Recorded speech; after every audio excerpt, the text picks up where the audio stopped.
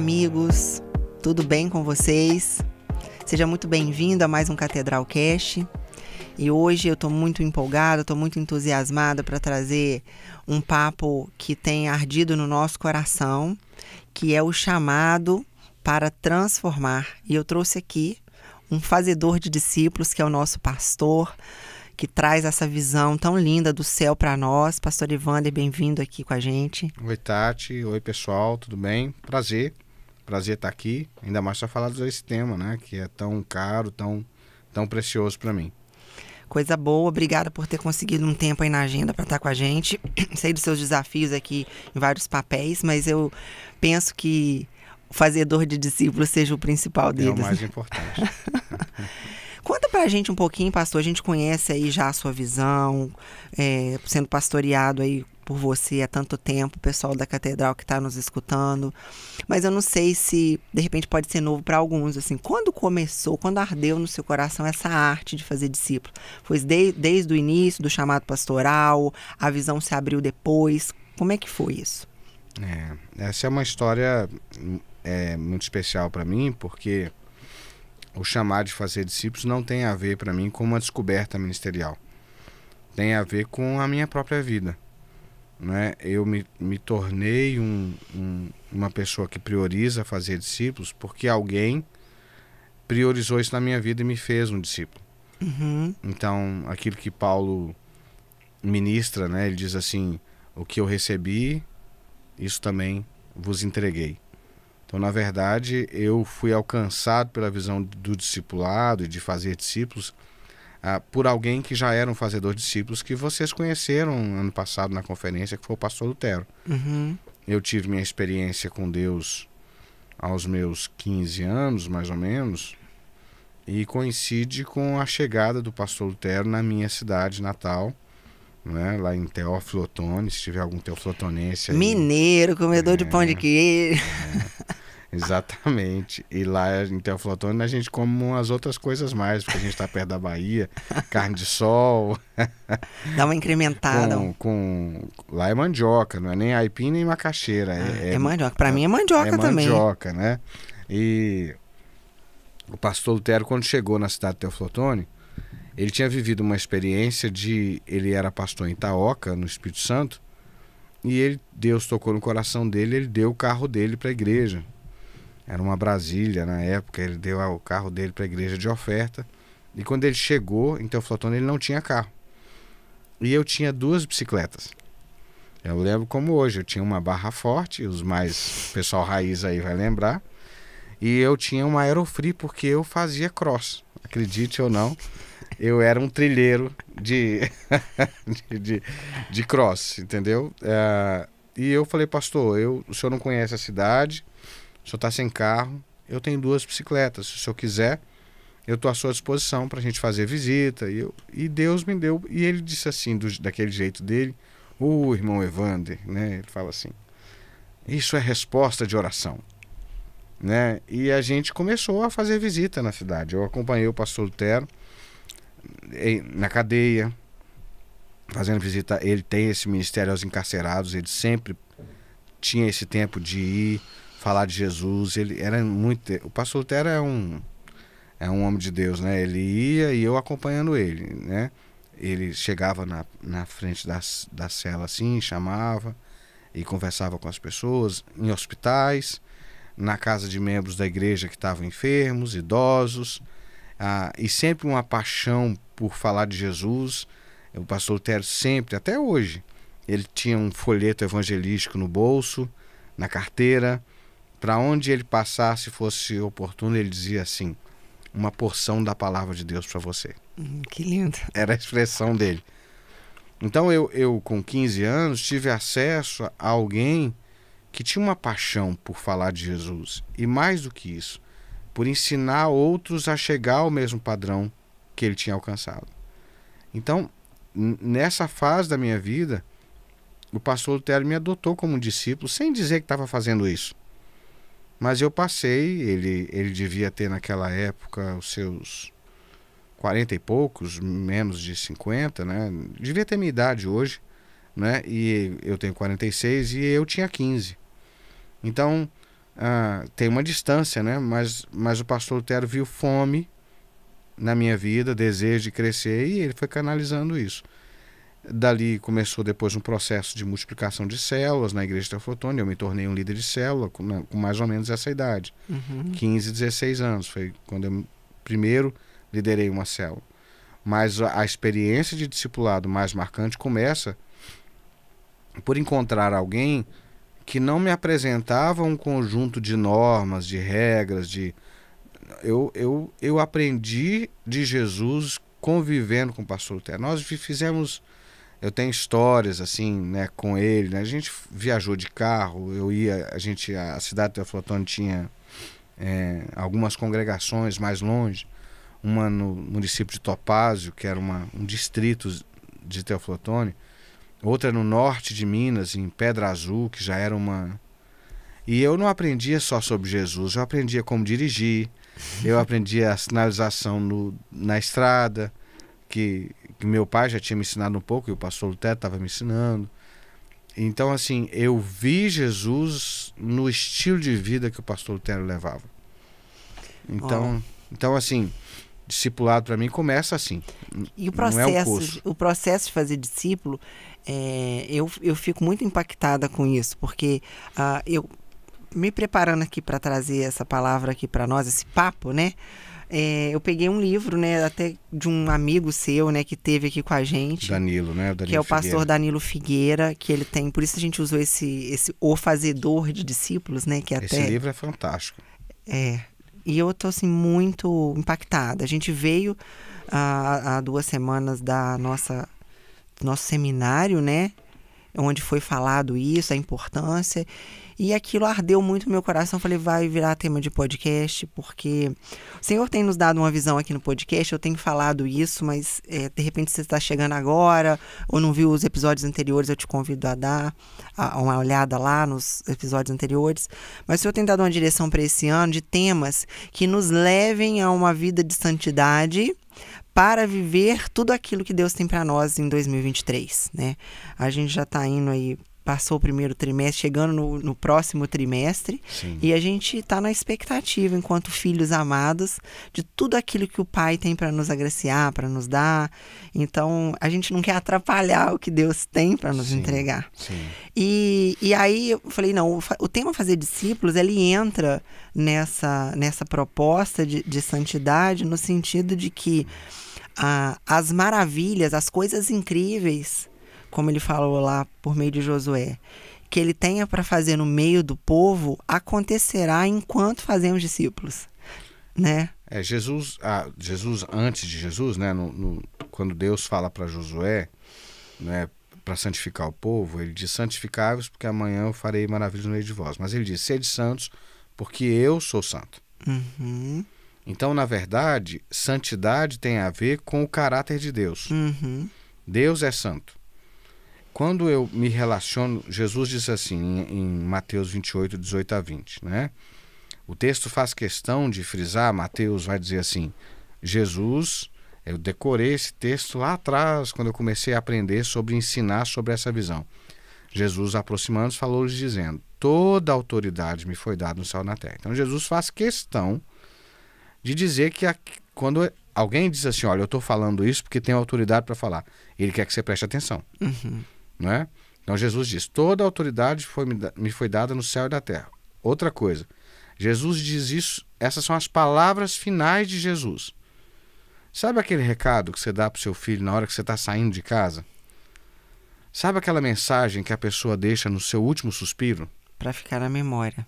Ela quer, a última mensagem é a mensagem mais impactante, é aquela que você quer que fique guardada. Uhum. Jesus diz assim: toda autoridade, vão e façam discípulos, e de fazer discípulos, né? E a gente sabe que quando vocês forem, vão fazendo discípulos, é gerúndio, de todas as nações, batizando-os em nome do Pai, do Filho e do Espírito Santo, né? Que é gerando um selo espiritual. O discipulado que Jesus propõe não é um discipulado qualquer, não é um discipulado para ser parecido comigo, não, o batismo fala de que tipo de movimento nós estamos fazendo.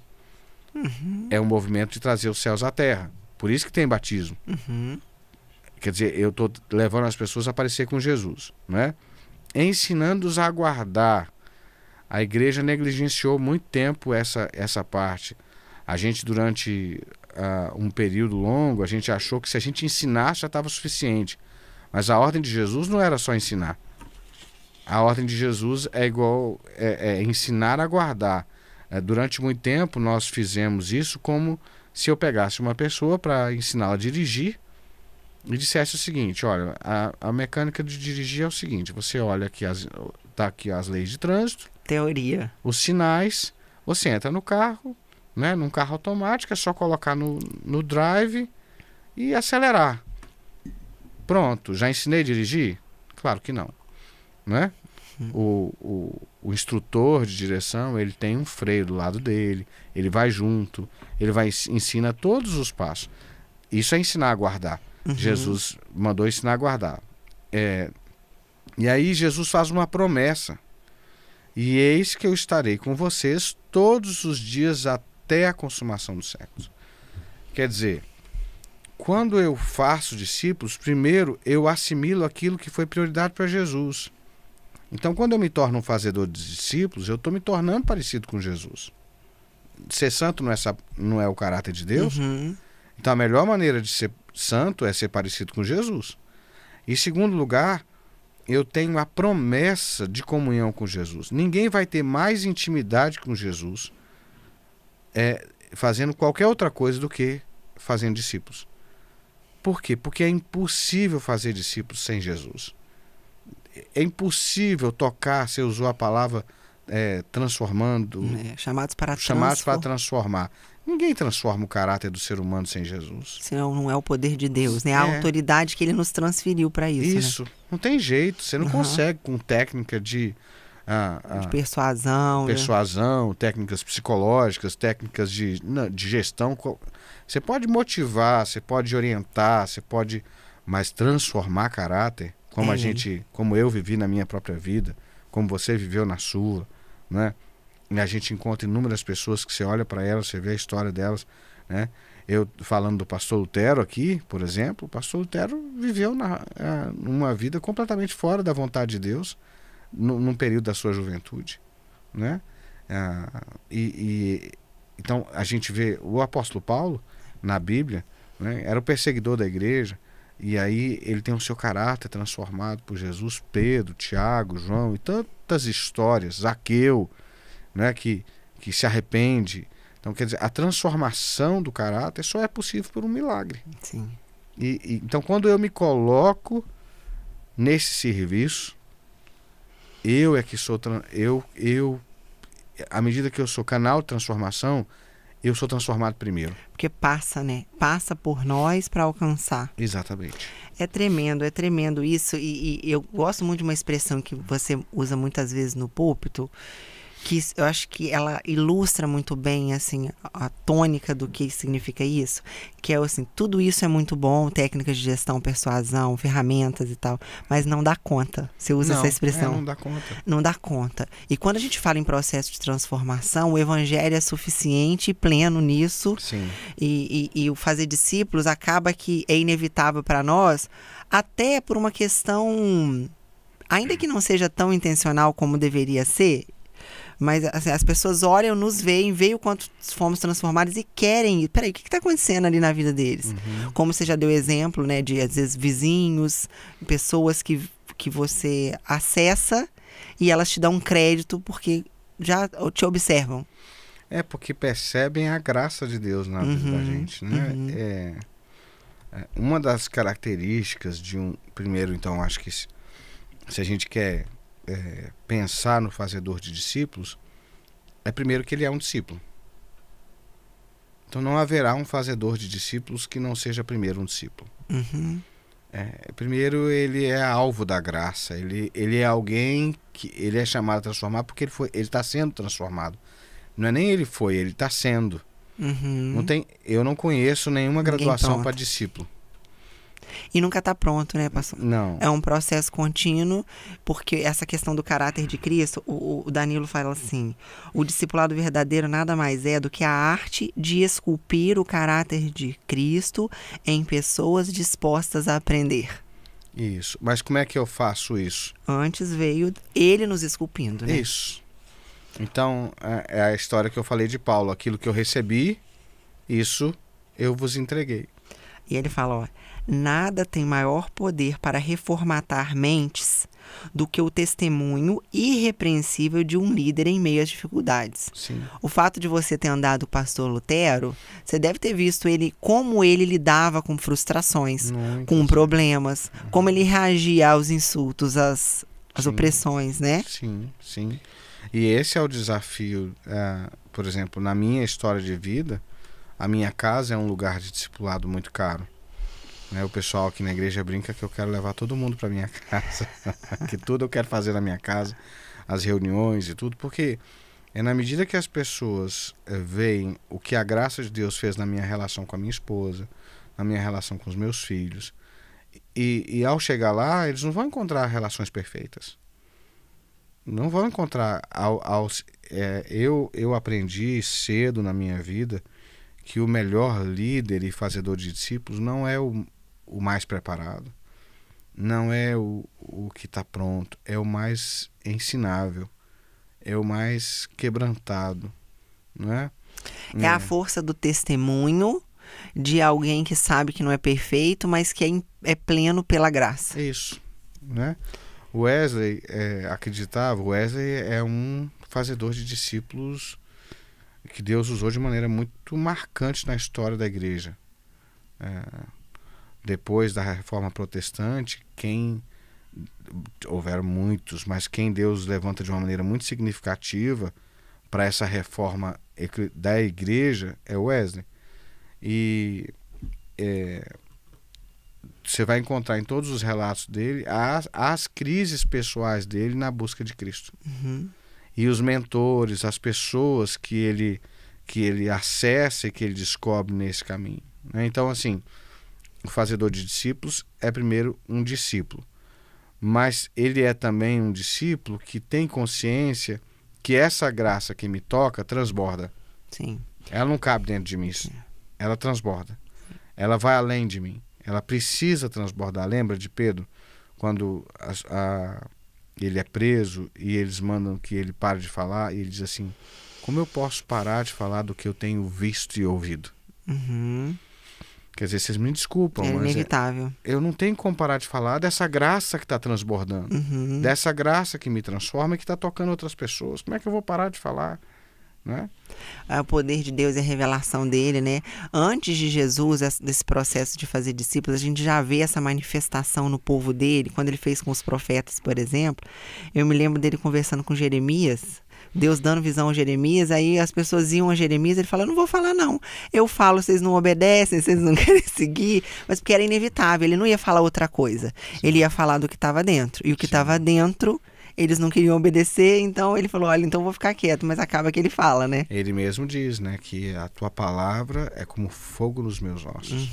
Eu tenho que falar, eu tenho que dizer, ai de mim se não faço. Então, assim, eu tenho falado muito sobre o desvio que às vezes a religião provoca, da gente tratar aquilo que é mandamento carregado de promessa, não é, como obrigação religiosa. Fazer discípulos não cabe num arcabouço de obrigação religiosa. Fazer discípulos tem a ver com a essência da vida daqueles que foram transformados pelo encontro com Jesus. Pastor, ele cita muito a importância, que é algo que a gente... Mas eu quero falar, né? Que a gente vive aqui, mas quero te provocar nisso. Sobre a centralidade da palavra. Como o discípulo precisa manejar, como a Bíblia fala, né? A palavra da verdade, assim. E que conselho você daria para nós que temos esse chamado de fazer discípulos? Ter essa centralidade da palavra, como buscar mais, como crescer no entendimento revelado da palavra? Então, Tati, vocês já devem ter percebido, né? Eu leio a Bíblia toda e amo a palavra de Deus toda, mas eu sou muito influenciado por 2 personagens na Bíblia, claro, além de Jesus. Jeremias, o profeta Jeremias, é uma referência para mim, porque eu presto muita atenção em vidas inteiras. Assim. A gente falou agora há pouco da Edmeia, né? E a minha síntese para você, da força da irmã Edmeia, né? Constância, aqui, né? no backstage, aqui a gente estava conversando sobre... e eu falei sobre 50 anos de constância, de vida dedicada. Jeremias é um profeta que a gente consegue enxergar a vida dele toda, e ele passou por os momentos mais difíceis e ele permanece. E Paulo. Então, eu sou muito influenciado por esses 2 profetas, por esses 2 nomes na Bíblia, que associaram prosperidade espiritual com quebrantamento. Paulo vai dizer que os sacrifícios agradáveis a Deus é o coração contrito e quebrantado. Né? Então, assim, o que é fundamental? Como que eu faço um discipulado da palavra? Na medida que a palavra tem centralidade na minha vida, porque Jesus é a palavra. Jesus é o verbo. A Bíblia é a Bíblia por causa de Jesus, porque ela aponta para Jesus. Uhum. A Bíblia não é a Bíblia sagrada porque ela contém toda a história do povo de Deus. Não, ela é a Bíblia sagrada porque ela aponta para Jesus. De Gênesis a Apocalipse, a Bíblia aponta para Jesus. E Jesus é o verbo de Deus. Então, assim, não tem como fazer discípulos de Jesus sem estar centrado em Jesus. Agora, essa palavra vai ser centro na minha vida quando essa palavra se faz carne na minha vida. Não é uma coisa de... Desculpa pegar sua Bíblia aqui. Uhum. De pegar a Bíblia e dizer assim, eu vou fazer um discipulado na Bíblia, de Gênesis a Apocalipse. Não, não tem a ver com isso. Tem a ver com entender que Jesus é a palavra, que Jesus é o verbo, ser tocado por ele e centralizar esse meu discipulado na palavra. Então, eu vou te dar um exemplo prático disso na minha vida. Né? Eu, quando me formei em teologia e fui ser pastor, no alto dos meus 22 anos... Não faz tanto tempo assim, né? Não, eu já tinha sido credenciado pastor aos 20. Eu fui credenciado muito cedo pastor, né? Mas de maneira integral aos 22. Eu falei assim, por onde eu vou começar? E aí eu já tinha o pastor Lutero como referência, mas ainda muito imaturo. Eu fui ler livros sobre aconselhamento pastoral, porque naquela época o lugar mais estratégico que eu tinha para fazer discípulo era o gabinete pastoral. E eu estudei de tudo, Tati. Eu estudei muito sobre psicologia, eu posso dizer que eu ganhei muito conteúdo nessa área de aconselhamento pastoral na base do meu ministério. E eu não posso nem assumir publicamente aqui, né? Mas assim, a gente novinho, né? Então eu tinha uma pretensão de mudar as pessoas ali no aconselhamento, no aprofundamento da crise, e às vezes usando de algumas técnicas de aconselhamento, né? Chegou um momento que eu percebi que eu podia até fazer aquilo. Tinha gente que gostava muito, e muita gente foi abençoada por aquilo. Mas tinha coisas que eu estava fazendo ali que não era meu chamado primeiro. Não é que eu podia encaminhar para um conselheiro secular ou para uma terapia, mas que eu tinha que me voltar para o que a palavra diz a respeito daquela situação.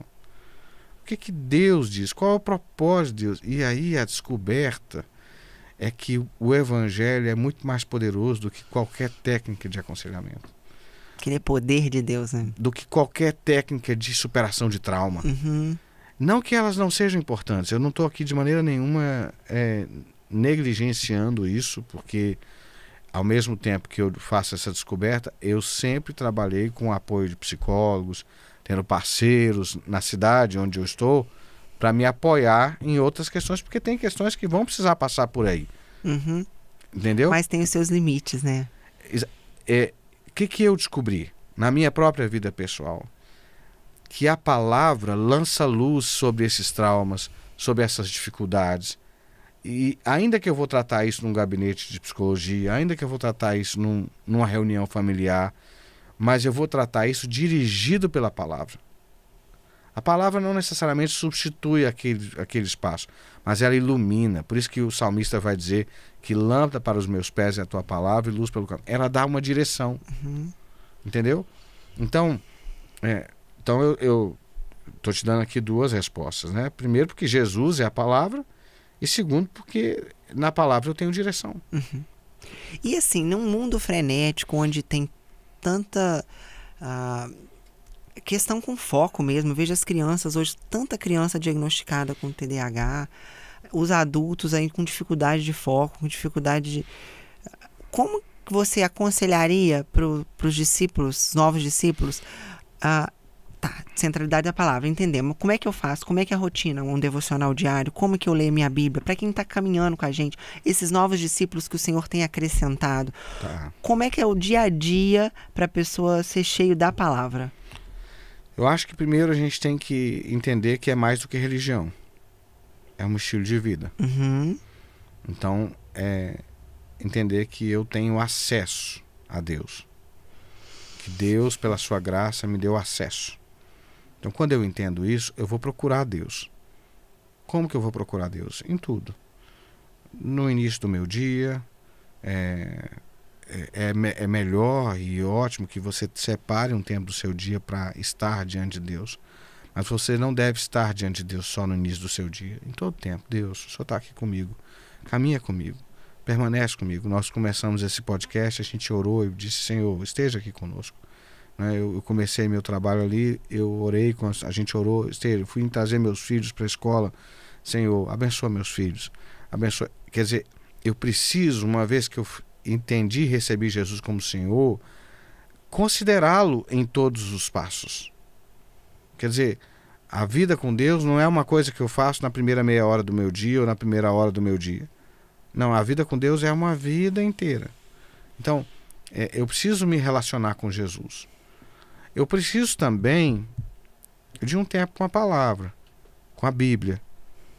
Porque eu corro o risco de, às vezes, achar que Deus está falando e Deus não se contradiz. Então, a Bíblia ela serve de bússola, de direção. Então, eu particularmente, eu leio a Bíblia de maneira contínua.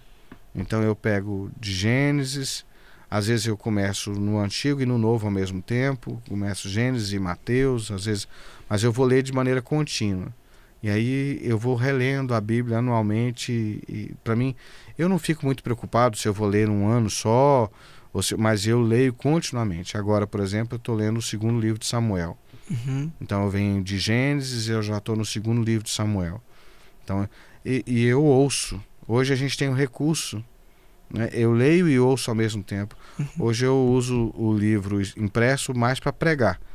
Mas na minha devocional, e o que eu estou fazendo na minha devocional? Eu já li na NVI, eu já li na eu já li na Linguagem de Hoje, na Nova Almeida, na Revista Atualizada, agora estou lendo a Bíblia na NVI. Então, assim, porque às vezes essa mudança de tradução ajuda no entendimento, a ter uma abordagem maior. Expande o entendimento. Então eu preciso de um relacionamento, mas eu preciso de instrução também. E no modelo judaico, oriental, de discipulado, a vida com Deus ela é ensinada também através da prática, da vida de um outro discípulo. Então, a história que eu contei aqui com o pastor Lutero. Eu preciso de um referencial. Por isso que a gente trabalha em células e a gente trabalha a ideia de... E toda célula vai ter discípulos mais maduros e discípulos mais novos. A ideia é que o mais maduro seja uma referência naquilo que ele já aprendeu para o mais novo. Não é? Ao mesmo tempo, o mais novo ensina muito sobre fome, sobre vontade de conhecer a Deus.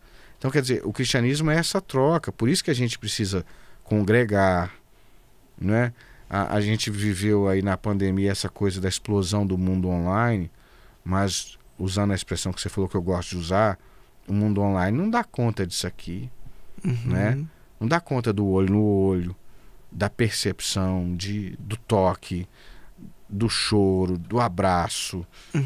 Quer dizer, a vida com Deus ela é permeada por relações humanas. Deus escolheu se manifestar humano. Uhum.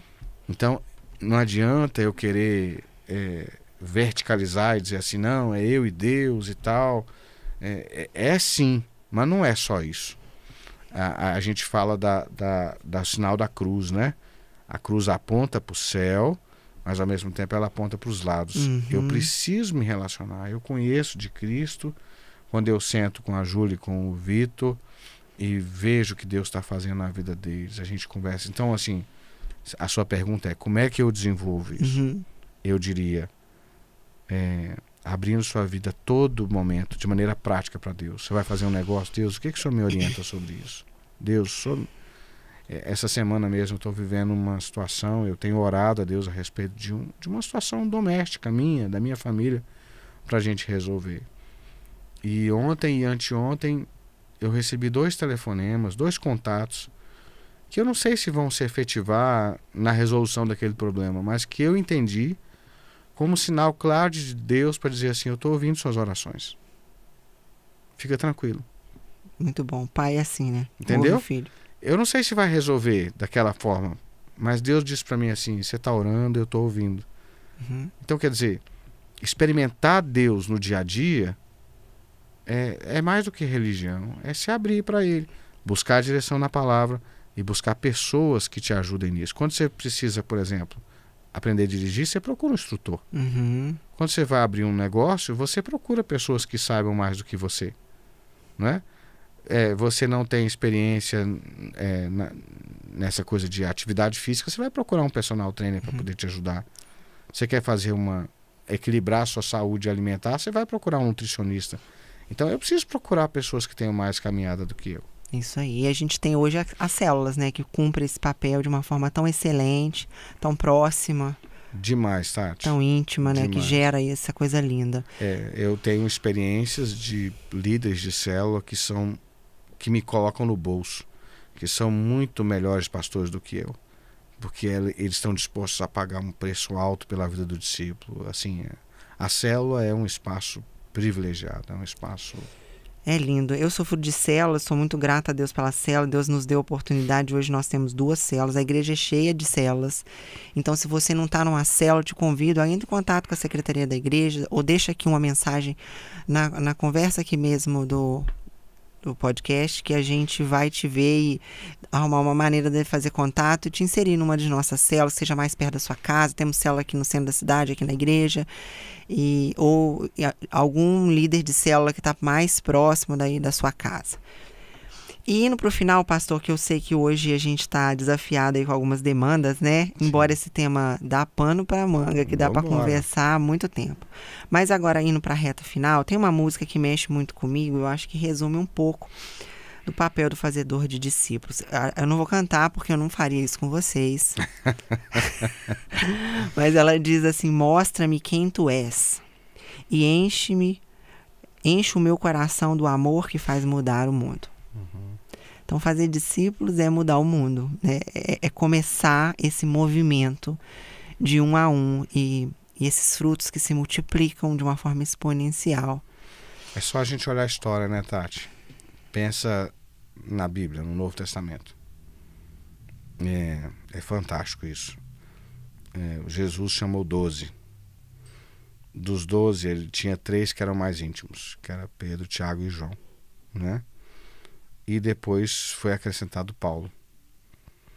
A gente não tem muita clareza. Tiago foi morto cedo, né? Logo depois da ressurreição de Jesus. Pedro, a gente sabe que ficou centralizado ali em Jerusalém, Israel, Galiléia e tal. Ele até vai aos gentios, mas a base do ministério dele é ali em Israel. João, a gente sabe que foi para a Ásia, tem as cartas de João, as igrejas da Ásia, no Apocalipse e tal. E Paulo, a gente sabe que começa pelo mundo greco-romano, se espalha, vai para a Europa e chegou até a gente. Quer dizer, você tem a explosão do evangelho no mundo inteiro a partir de 3 pessoas. Não é só a partir deles 3. Uhum. Eu estaria reduzindo muito, né? Mas olha a força disso. Quer dizer, dá para imaginar, por exemplo, que, por exemplo, lembra de Atos 16, que o texto diz que Paulo também pregou na Ásia, né? Que Paulo fez a primeira viagem missionária, na segunda ele tenta ir visitar as igrejas que ele plantou, e o texto diz que o Espírito de Jesus o impediu. Uhum. E ele tem a visão, passa a Macedônia e ajuda-nos. Uhum. Da Macedônia é que o evangelho vai para a Europa inteira. Olha, um discípulo ouvindo Jesus, fazendo um movimento de recalcular a rota. De recalcular a rota, e Deus faz. Bom, vamos pensar em outro exemplo. Pastor, mas o senhor está falando de Paulo, poxa vida, né? Jesus. Vamos pensar em Barnabé, que era um dos 70, né, de Jesus, que não estava no ciclo íntimo de 12. O levita, lembra de Barnabé? José, natural de Chipre.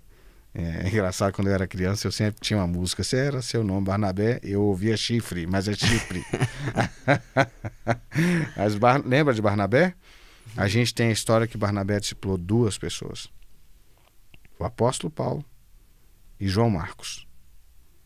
2 pessoas que ele discipulou de maneira íntima, pessoal. João Marcos escreveu o primeiro evangelho, que Mateus, Lucas e João usam de fonte. Uhum. E o apóstolo Paulo escreveu 2 textos do Novo Testamento. E as doutrinas que regem a nossa vida toda, né? Cadê Barnabé? Desapareceu na história. Mas por causa de 2 discípulos, 2 discípulos, a gente tem quase o Novo Testamento inteiro oriundo da vida de Barnabé. Vamos à frente, não é? Vamos pensar na nossa história, da nossa igreja, né? O Wesley era capelão da Universidade de Oxford. Ele começa com uma reunião de oração dentro de um quarto de universidade. Você falou sobre santidade, chamava Clube Santo.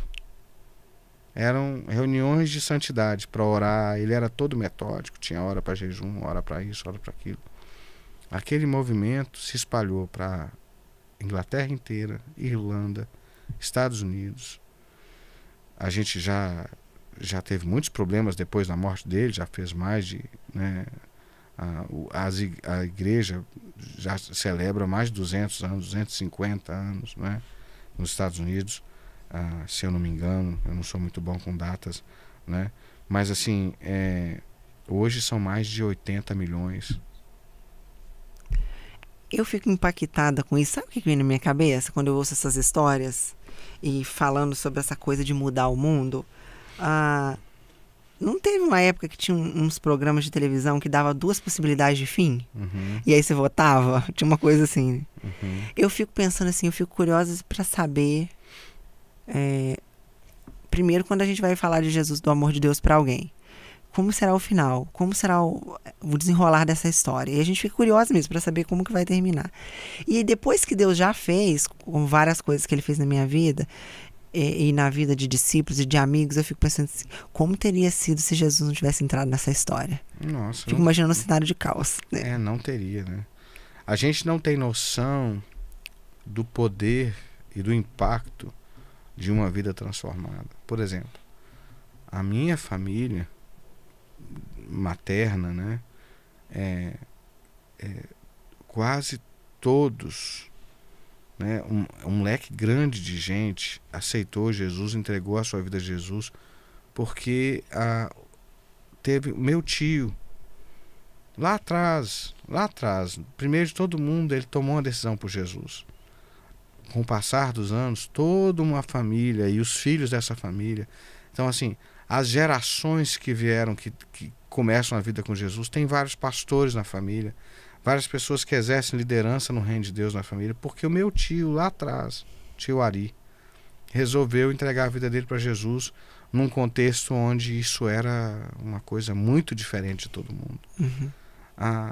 Essa igreja aqui, hoje nós temos 2.700 membros, ela começa com um missionário dos Estados Unidos e uma missionária, a membro número 1 da nossa igreja, chama Martha Watts. Ela era uma educadora que sai dos Estados Unidos e vem para cá junto com a família desse pastor, para plantar uma igreja aqui em Petrópolis. E eles não plantaram só em Petrópolis, eles plantaram em Petrópolis, eles foram para Juiz de Fora, eles foram para Anta, eles rodaram o Brasil plantando igreja. Olha o impacto da vida dessa dona aqui na nossa vida. Uhum.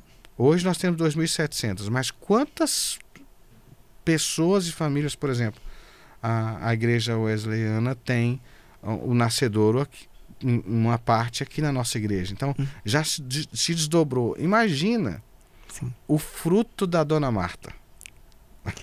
É maravilhoso. Não só o final das histórias, como o caráter dessas vidas impactadas, né?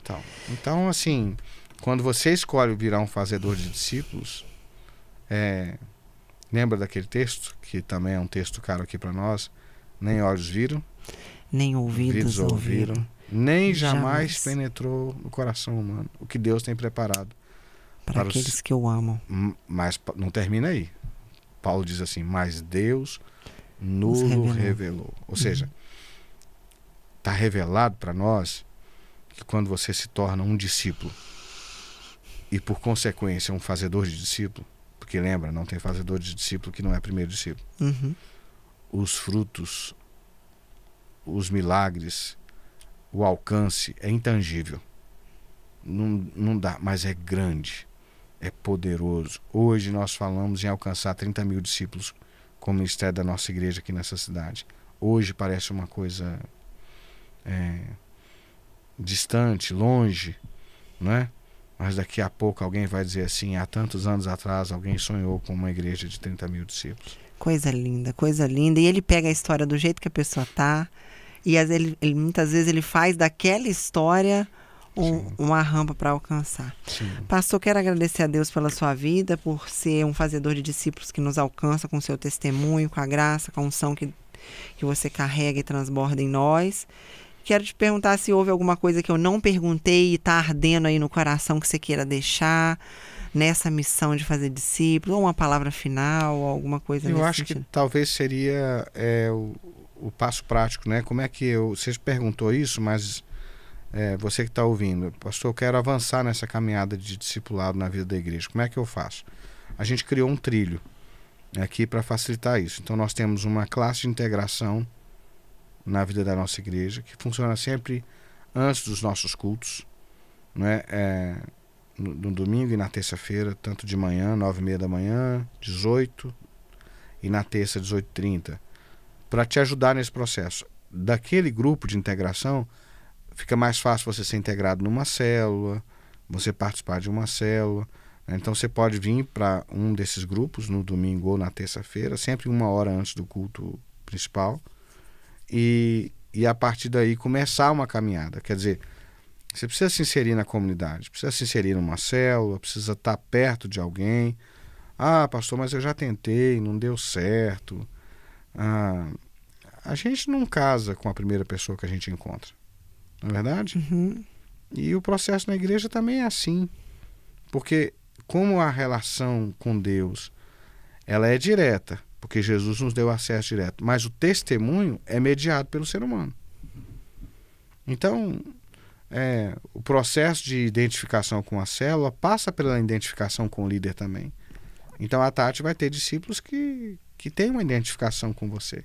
Então talvez você não se identificou com a primeira pessoa, você vai se identificar com uma outra e Deus vai te inserindo, né? Agora, no mês de junho, nós teremos o Renove, que é um retiro de imersão, exatamente nessa dinâmica de ser discípulo de Jesus. É uma outra experiência. Então, o meu convite é que você se permita aceitar esse convite da graça, porque ele é para todo mundo. Foi para o gadareno que vivia lá no cemitério, acorrentado, que a Bíblia relata. Foi para o publicano, que tinha uma boa posição na sociedade, mas era ladrão, né? Foi para Paulo, o fariseu, que já era religioso. Foi para a mulher samaritana, que tinha uma vida reprovada, né? O Evangelho de Jesus é para todo pecador que está carente, com fome da graça de Deus. Essa semana, no dia que está sendo gravado, a gente está refletindo sobre um mendigo cego que, ao ser curado, passa a seguir Jesus. Sim. Né? Então, não tem condição que impeça o mover de Deus daqueles que querem e se abrem para ser transformado, né? É só se dar uma olhada em Hebreus 11 e ver os heróis da fé. Dá uma olhada neles. A galeria, né? É tudo gente quebrada como eu e você, que foi achado pela graça de Deus. É lindo demais, mas a gente tem que parar, né? Ora por nós, então. Não tá vou. bom. Eu sou meio jacó, assim, não posso sair sem ser abençoado, sem nos lá. abençoar, né, gente? Prazer estar aqui e minha gratidão. Sempre eu estou disponível, né? No reino de Deus, o desafio é sempre, não é porque eu sou nada, mas é porque o desafio é sempre maior do que a nossa capacidade de lidar. Mas é uma alegria estar aqui. Gratidão a você, Tati, que está tocando aí o podcast com tanta graça e excelência. Amém. A nossa equipe aqui, né? Graças a Deus, essa turma bonita aqui, né? Que Deus abençoe vocês. Vamos orar. Amém. Senhor, muito obrigado por esse maravilhoso convite da tua graça. A Bíblia diz que a criação geme na expectativa da manifestação dos filhos de Deus. E os filhos se manifestam como discípulos, como pessoas que se relacionam com Jesus. Ah, Deus, essa porta está aberta para todos quanto precisam. Gera no coração de quem ouve, gera no coração de quem já é discípulo de Jesus, o despertar, Deus, para essa possibilidade extraordinária que está diante de nós. Que nós possamos crescer como discípulos de Jesus, como filhos amados, que experimentam a cultura dos céus e instalam, multiplicam, manifestam essa cultura na terra. Obrigado pela vida da Tati, de todos que têm passado aqui por esse podcast, que a tua mão seja sobre nós, em nome de Jesus. Amém. Amém. Amém. Abraço apertado, gente. Se você foi abençoado por essa conversa, encaminhe o link e chama mais gente para também ser edificado por essa palavra que o pastor nos trouxe, pelas experiências dele, tá bom? E até semana que vem. Um abraço, obrigado.